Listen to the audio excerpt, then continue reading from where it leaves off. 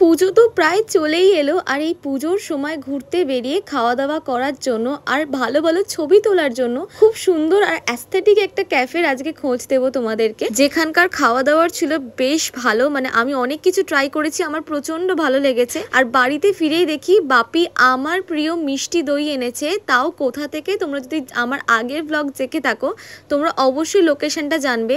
এখানকার দই আর রসগোল্লা আমার খুব খুব খুব প্রিয়। সবটা থাকছে আজকের ব্লগে। প্রথমে দিনটা শুরু করেছিলাম মানে একটা বৃষ্টি ভেজা দিন বলতে গেলে, কারণ এখন তো প্রায়শই বৃষ্টি পড়ছে প্রচণ্ড রকম। তো সময় করেই একটা কাজের সূত্রে পার্ক স্ট্রিট যাওয়া হয়েছিল, আর সেখান থেকে আমরা চলে যাই এই ক্যাফেটাতে। এটা একদম পার্ক স্ট্রিটের মোড়েই অবস্থিত, দ্য পার্ক হেরিটেজ ক্যাফেটার নাম। আর প্রথমেই এই জায়গা দিয়ে হেঁটে হেঁটে এই ডান দিকের লোকেশানে একটা first floor, second floor, third floor যাওয়ার গেট পড়ে, আর সেখান দিয়ে ঢুকেই লিফটের জায়গাটা তোমরা দেখতে পাবে। আর লিফটে করে সোজা চলে যাবে ফার্স্ট ফ্লোরে।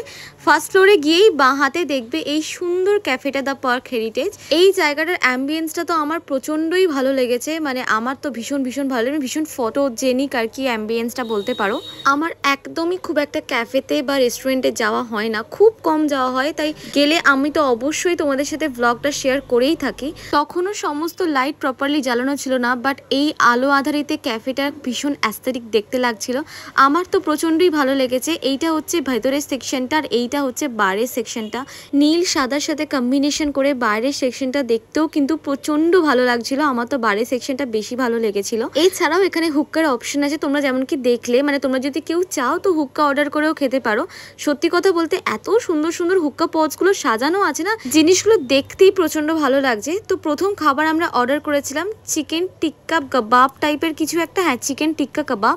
আর যেহেতু আমি প্রাইসগুলো একদমই বলছি না, মোটামুটি খুব কম দামিও ছিল না, আবার খুব একদম দামি বিশাল সেরকমও নয়, আমি শুধু এটুকু বলছি কারণ বেসিক্যালি এটা একটা ট্রিট ছিল। তো আমি সত্যিই প্রাইসগুলো জানিও না কোনটার কত কি প্রাইস, বাট এই খাবারের টেস্টটা আমার সব থেকে ভালো লেগেছে। এরপর চিকেন টাংরি কাবাব নেওয়া হয়েছিল, যেটাও কিন্তু প্রচণ্ড ভালো খেতে ছিল, বাট চিকেন টিক্কা কাবাবটা আমার বেশি পছন্দই হয়েছিল।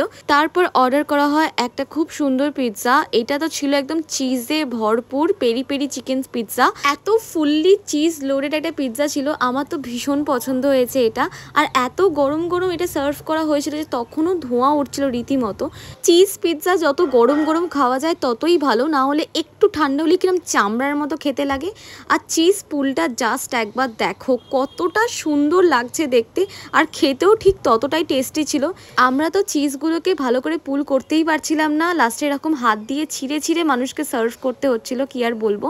বাট জিনিসটা খেতে সত্যিই সুন্দর ছিল, আর তার সাথে ভরে ভরে টপিংস দেওয়া ছিল। আমি যদিও বাইরের খাবার খুব কম খাই, পিৎজা বার্গার এইগুলো আমার একদমই খাওয়া হয় না বলতে গেলে, কিন্তু যখনই খাই আমার সেইটুকু জ্ঞান অনুযায়ী এই পিৎজাটা কিন্তু বেশ ভালো খেতে ছিল। আমি যদিও বিশাল কিছু জায়গাকার পিৎজা ট্রাই করিনি, বাট স্টিল আমার তো বেশ ভালোই লেগেছে। তারপর আমরা ঠিক করেছিলাম আমরা আর এক ধরনের পিৎজা ট্রাই করব, আর এটা হচ্ছে বারবিকিউ চিকেন পিৎজা। এটা অতটা ফুললি চিজ লোডেড পিৎজা ছিল না, মানে অতটা চিজ ফুলের ব্যাপারটা ছিল না, বাট এই পিৎজাটা লিকুইড চিজে একদম ভরপুর ছিল। আর জানো তো ওই পেরি পেরি পিৎজাটার থেকেও আমার এই পিৎজাটা বেশি পছন্দ হয়েছিল, জানি না কেন। তারপর খাওয়া দাওয়া করে বাড়ি ফিরেই দেখি বাপি আমার জন্য এনেছিল লক্ষ্মীনারায়ণ, মানে সেই বিখ্যাত মশাটের লক্ষ্মীনারায়ণ দোকান থেকে মিষ্টি দই আর তার সাথে রসগোল্লা। আমার জানো তো খুব স্পেসিফিক খাবার দাবার পছন্দ হয়, আর সেই স্পেসিফিক খাবারগুলোর মধ্যে একটা হলো এই স্পেসিফিক এই দোকানের মিষ্টি দই আর রসগোল্লা। তোমরা যদি কখনো সুযোগ পাও আমি বলছি এই দোকানের মিষ্টি দই আর রসগোল্লাটা ট্রাই করে দেখো, তোমাদের আমি কথা দিচ্ছি তোমরা একটুও নিরাশ হবে না। এখানকার রসগোল্লাগুলো সত্যিই খুব সুন্দর খেতে। আমি জানি না কেন আমার হয়তো টেস্ট বাডটাই এরকম হয়ে গেছে। এই রসগোল্লাগুলোর দাম ছিল মাত্র 7 টাকা পিস। তোমরা জাস্ট ভাবো একবার, আমাদের এখানে 10 টাকাতেও এত সুন্দর সুন্দর রসগোল্লা পাওয়া যায় না। সেটা নিয়ে আমরা বাড়িতে সবাই কথা বলা বলি করছিলামই এই ভিডিওটা যখন আমি বানাচ্ছি। আমি তো খাবো বলে একটার পর একটা রসগোল্লা বের করতেই থাকছে। আমি জানি আমি 4টে রসগোল্লা খেতে পারবো না, তারপরেও ভাবলাম তোমাদের দেখানোর জন্য, সাইজগুলো বোঝানোর জন্য একটু সুন্দর সুন্দর করে রসগোল্লাগুলোকে বার করি। তারপর ছিল আমার আর একটা প্রিয় জিনিস, সেটা হলো এখানকার মিষ্টি দই। বাপ রে বাপ, এখানকার মিষ্টি দইয়ের যে আমি কত বড় ফ্যান, মানে আমি সত্যিই বলে বোঝাতে পারবো না। এই মিষ্টি দইয়ের ওপরের যে মাঠাটা থাকে সেটা হচ্ছে আমার সব থেকে প্রিয় জিনিস। আর জাস্ট তোমাদের সামনে মিষ্টি দইটা আমি কেটে দেখাচ্ছি কতটা ঘন আর কতটা সুন্দর দইটা।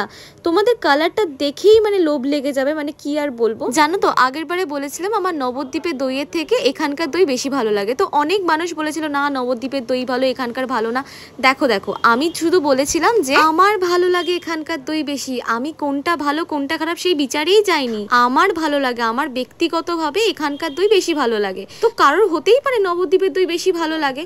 আর দুটো দই সম্পূর্ণ আলাদা খেতে তো দুজনেরই কোনো তুলনা হয় না, কোনো দুটো দোকানের তুলনা বা দুটো জায়গার তুলনা যেরকম হয় না, তারা নিজেদের মতো করে সুন্দর। আর আমার যদি কোনো কিছু ভালো লাগে তো আমি সেটা শেয়ার করব না? যাই হোক, আশা করি তোমাদের সবাইকে ক্লিয়ার করতে পারলাম, যাদের যাদের কনফিউশনটা ছিল কোনটা ভালো কোনটা খারাপ, আমি সেই বিচারেই যাচ্ছি না। দই পেয়ে তো আমি প্রচণ্ডই খুশি হয়ে গেছি। আমি শুধু ভাবছিলাম কতক্ষণ আমি টেস্ট করে দেখবো, আর ফাইনালি আমার তো মুখে দিতেই দইটা জাস্ট মিলিয়ে গেল। এত সুন্দর খেতে ছিল। আর আমি এখানে ইশারা করে আমার বনুকে ডাকছিলাম, কারণ সবসময়তে আমি চেষ্টা করি আমি যাই খাবো ওকে একটু দিয়ে খাই, নাহলে পরে ও ভীষণ ঝামেলা করবে। যাই হোক, এখানে ওকেও আমি একটু খাইয়ে দিলাম মিষ্টি দই। আর ওরও খুব প্রিয় একটা জিনিস, যেহেতু তোমরা জানো যে ও খুব হার্ড ডায়েট করছে, সেই জন্য এতটা হয়তো খেতে পারে না। যাই হোক, আজকের ব্লগটা কেমন লাগলো অবশ্যই কমেন্টে জানিও। দেখা হচ্ছে নেক্সট ব্লগে। Tata bye.